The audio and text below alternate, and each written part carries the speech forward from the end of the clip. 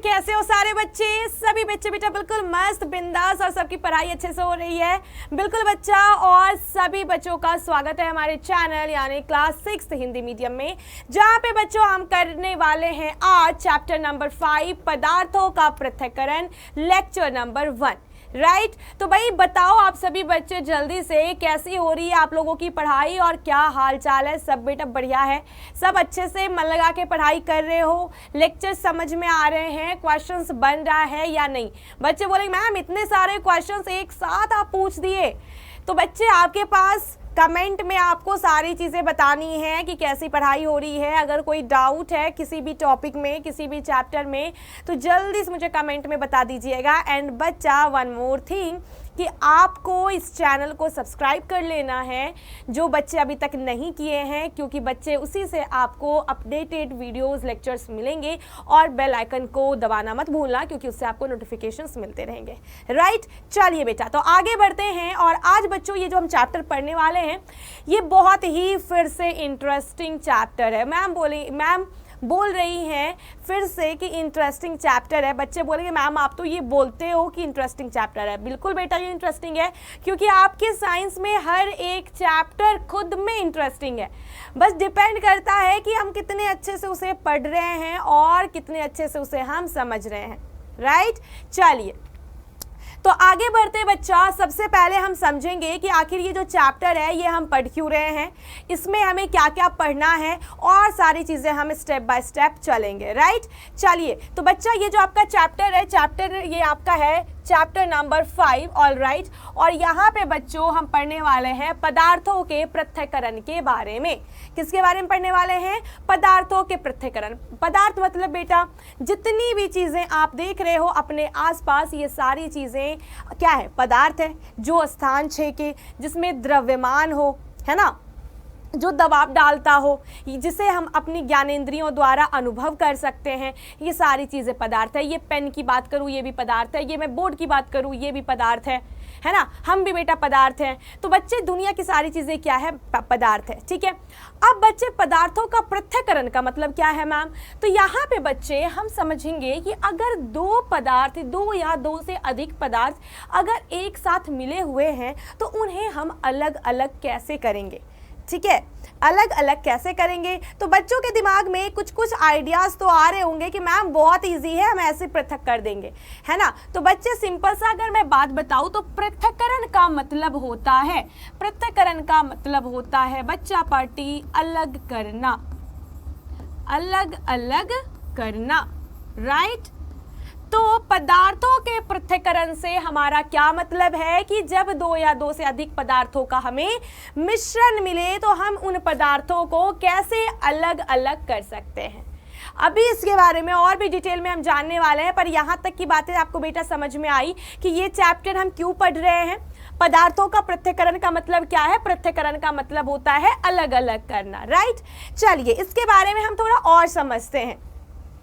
तो बच्चों सबसे पहले तो अगर आपको कोई बोले, है ना, या फिर जैसे आपके एग्जाम्स में भी पूछा जाता है कि पृथक्करण से आप क्या समझते हो या फिर पदार्थों के पृथक्करण से आप क्या समझते हो, तो आपको क्या लिखना है? बहुत इजी डेफिनेशन है, किसी मिश्रण में से उपयोगी एवं अनुपयोगी पदार्थों को अलग करने की प्रक्रिया पृथक्करण कहलाती है।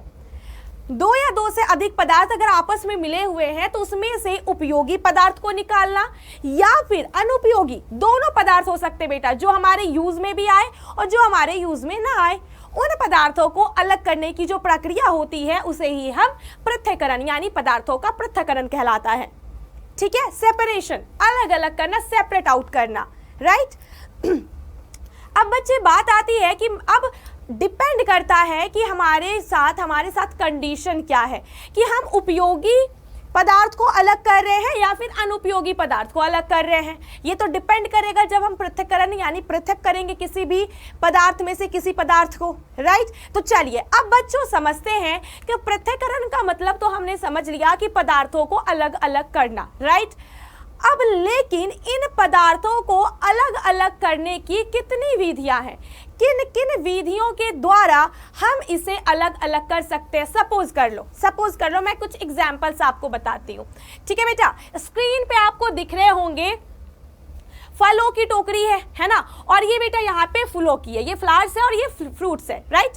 तो अगर इस टोकरी में अगर आप देखो अच्छे से तो यहाँ पे बेटा अलग अलग तरह के फल आपको दिखेंगे, जैसे कि अंगूर है, सेब है, ऑरेंज है, उसके बाद बेटा पाइनएप्पल है, बहुत सारे आपको अलग अलग तरीके के फ्रूट्स दिखेंगे, ठीक है। अगर मान लो कि ये आप अपने घर गए लेकर के, मान लो कि आपके पापा ये घर पे लेकर के आए और मम्मी आपको एक छोटा सा काम दे दी, बोली बच्चा इसमें से जो भी एक जैसे फ्रूट्स है उसे एक साथ रख दो। समूह बनाना हमने पढ़ा था ना, तो वैसे ही हम अगर मम्मा बोल दे कि भाई फल एप्पल को अलग निकाल के रख दो, ऑरेंज को अलग निकाल के रख दो, ग्रेप्स को अलग निकाल के रख दो, तो आप क्या करोगे, इसमें से निकाल करके सारे फल को अलग अलग कर दोगे, राइट। उसी तरह से सेम बात, अगर मान लो कि आपका कोई दोस्त आपके घर में आपके बर्थडे गिफ्ट पे एक अलग अलग फूलों की अगर बास्केट आपको दे दे, तो इसमें से अगर आप बोलोगे भाई ये देखो ये जो फूल है इसे हम अलग में रख लेते हैं, ये वाला जो फूल है ये अलग रख लेते हैं, तो हम क्या कर रहे हैं। अब बेटा यहाँ पे सुनना ध्यान से, यहाँ पे बच्चा, यहाँ पे हमें अनुपयोगी चीज़ें कुछ नहीं है, सभी हम उपयोग में ही ला रहे हैं, क्योंकि हम अंगूर भी खाते हैं, सेब भी खाते हैं, नारंगी भी खाते हैं, पाइनएप्पल भी खाते हैं, सारे तो हमारे लिए उपयोगी है, लेकिन फिर भी हम इसे अलग अलग तो कर रहे हैं ना।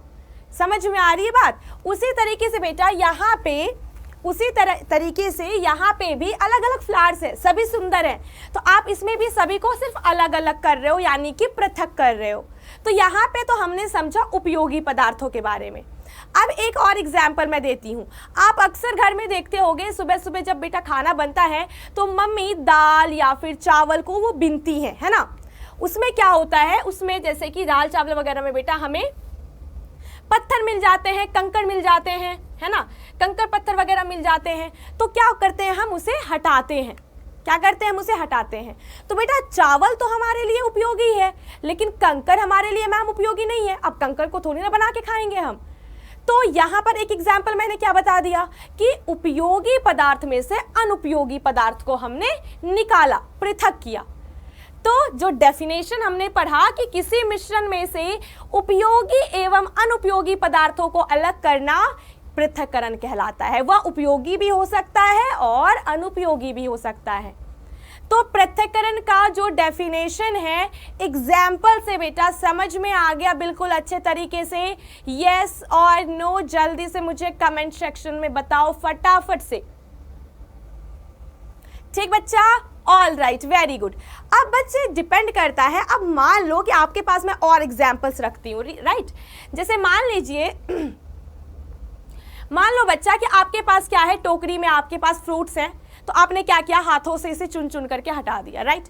अगर मैं बोलूं कि बच्चा एक ग्लास है आपके पास, है ना, या फिर एक बर्तन है, उसमें एक गंदा पानी है, ठीक है, इसमें पानी रखा हुआ है, ठीक, और इस पानी में मिट्टी मिला हुआ है।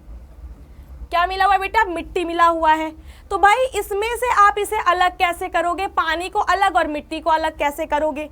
तो क्या आप इसे हाथ से चुन के करोगे, मिट्टी को नहीं कर सकते ना।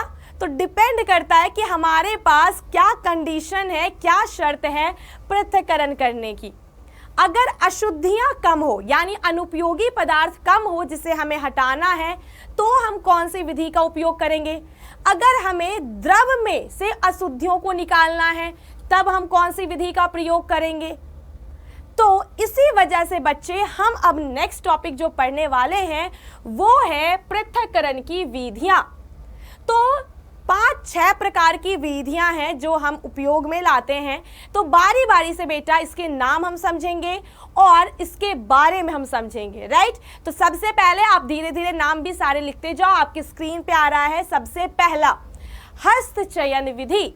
अभी मैं बताऊंगी, सभी का मतलब बताऊंगी, अभी बस मैं आपको नाम दिखा रही हूँ, राइट।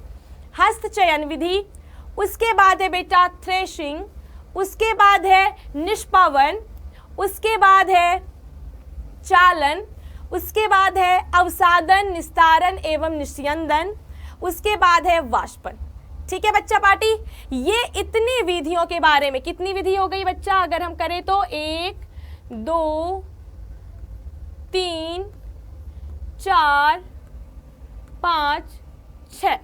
तो इन 6 विधियों के बारे में हमें जानना है कि इन विधियों में हम पदार्थों को पृथक कैसे करते हैं। समझ में आई बात? तो सबसे पहले बेटा ये लिख लो आप सभी बच्चे, देन फिर आगे बढ़ते हैं अपन। ठीक है, कंप्लीट, डन, ओके। तो सबसे पहली विधि है बेटा हस्त चयन विधि। सबसे पहली विधि है हस्त चयन विधि।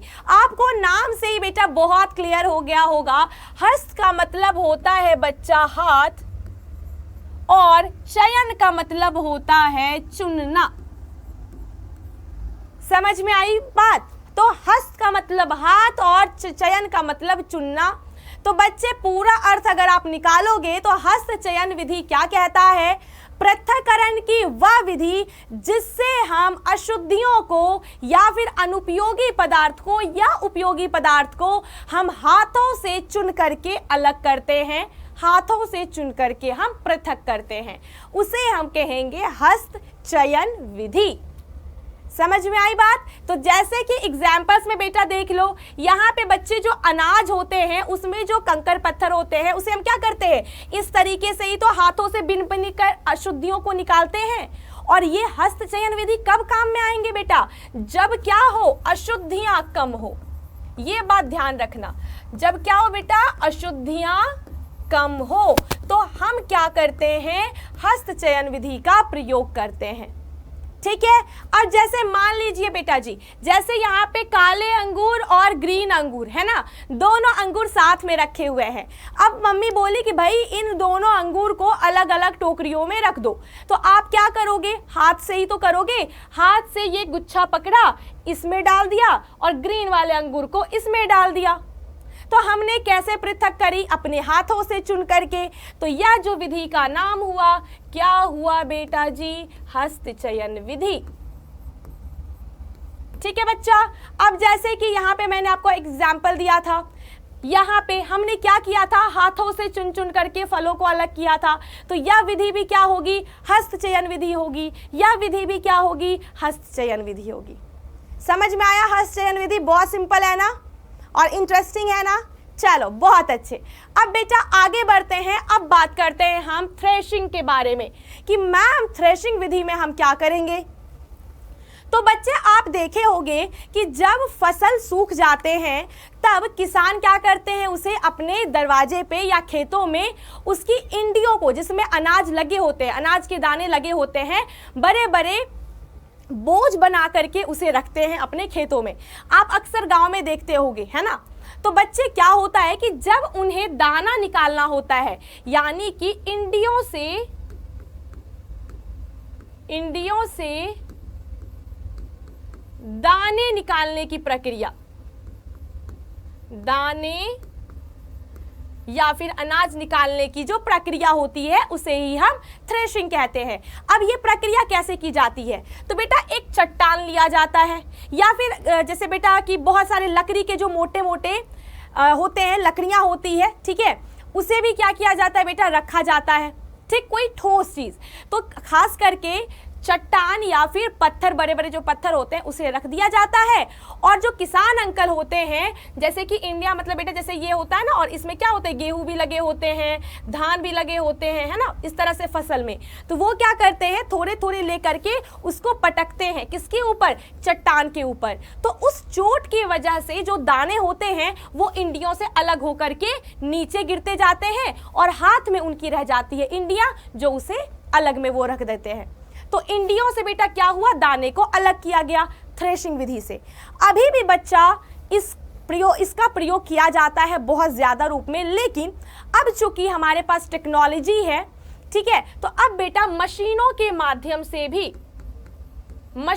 माध्यम से भी थ्रेशिंग की प्रक्रिया की जाती है। जैसे कुछ इस तरीके की मशीन होती है बेटा, इसमें इंडियों को डाला जाता है और दाने अलग और इंडिया अलग हो जाती है। और जो हाथों से किया जाता है वो बेटा इस तरीके से किया जाता है। देखो कैसे उसके ऊपर, यहाँ पे बेटा देखो, यहाँ पे लकड़ी का प्रयोग किया गया है, मोटी मोटी जो लकड़ियां होती हैं वो प्रयोग किया गया है, और इस तरीके से इस पे अनाज को, इंडियों को पटकते हैं। ठीक है, तो यह जो बेटा क्रिया हुई, यह कौन से पृथक्करण की विधि है, थ्रेशिंग। करेक्ट, आप सभी ने देखा इस प्रक्रिया को? अगर देखा है बेटा तो मुझे कमेंट में जरूर बताना, ताकि मुझे पता चले कि बच्चे इन सब चीज़ों से भली भांति परिचित हैं या नहीं है। क्योंकि बेटा अगर आप कोई चीज़ को जानते हो पहले से तो उसके बारे में पढ़ने में हमें और भी इंटरेस्ट आता है, राइट। चलो आगे बढ़ते हैं। नेक्स्ट जो विधि है बेटा ये है निष्पावन। ये क्या है? निष्पावन। इस विधि में बेटा क्या होता है, हवा का प्रयोग किया जाता है। किसका प्रयोग होता है बेटा? हवा का। कैसे? तो आप सभी बच्चों ने, जैसे मूंगफली है बेटा, है ना, भुनी हुई मूंगफली है, तो उसके अगर हमें छिलके हटाने होते हैं तो हम क्या करते हैं, उसे हाथ पे अच्छे से मसल करके और फूंक मारते हैं। ठीक है, फूंक मारते हैं तो जो उनके छिलके होते हैं वो काफ़ी हल्के होते हैं, तो जिधर फूंक जाता है, हवा जाती है, ब्लो करते हैं, उधर उसकी जो छिलके होते हैं वो उड़ करके बाहर हो जाते हैं और हमारे पास मूंगफली के दाने बच जाते हैं। करते हो ऐसा? करते हो ना? बिल्कुल बेटा, तो वही है निष्पावन। तो इनको बेटा क्या किया जाता है, अनाज जहाँ पे बड़े बड़े मात्रा में फसल उपजाए जाते हैं तो वहाँ पे बेटा एक ऊंचाई पे खड़े होकर के, जैसे मान लो कोई मेज है, कोई जैसे कि पलंग है, उस तरह से बेटा लगा दिया जाता है, और कोई टेबल है, उस पे एक ऊंचाई पे क्या होते हैं, व्यक्ति खड़े हो जाते हैं या फिर औरतें खड़ी हो जाती है। ठीक है, उसके बाद देखा जाता है कि जो हवा का जो रुख है, यानी हवा की जो दिशा है वो किधर से किधर बह रहा है। जैसे मान लो, उसका सिंपल सा तरीका बेटा, मान लो कि रेत उठा लो और ऐसे ऐसे धीरे धीरे गिराओ, आपको दिख जाएगा कि हवा का रुख किधर है। तो जिधर हवा का रुख होता है उधर से बेटा उसके विपरीत दिशा में, जैसे हवा का रुख बेटा अभी इधर है ना, इधर है, तो ये अपोजिट में खड़े होकर के ऊपर से अनाज को, जिसमें भूसे होते हैं, भूसे से अनाज को अलग करना, इसमें हम लोग बेटा निष्पावन का प्रयोग करते हैं। तो बेटा क्या होगा, जो भूसे होते हैं वो हल्के होते हैं, हवा के साथ वो दूर में जाकर के इकट्ठे होंगे, और नीचे में चूंकि यह भारी कण है तो भारी जो भी अनाज है वो यहाँ पे इकट्ठे हो जाएंगे। तो यहाँ पे ये अनाज हमें मिल जाता है और जो भूसे होते हैं वो हवा के साथ उड़ जाते हैं। तो इस तरह की जो पृथक्करण की प्रक्रिया होती है उसे हम कहते हैं निष्पावन, और इससे बेटा हम भूसे से अनाज को अलग करते हैं। समझ में आया? इजी है? चलो वेरी गुड, आगे बढ़ते हैं।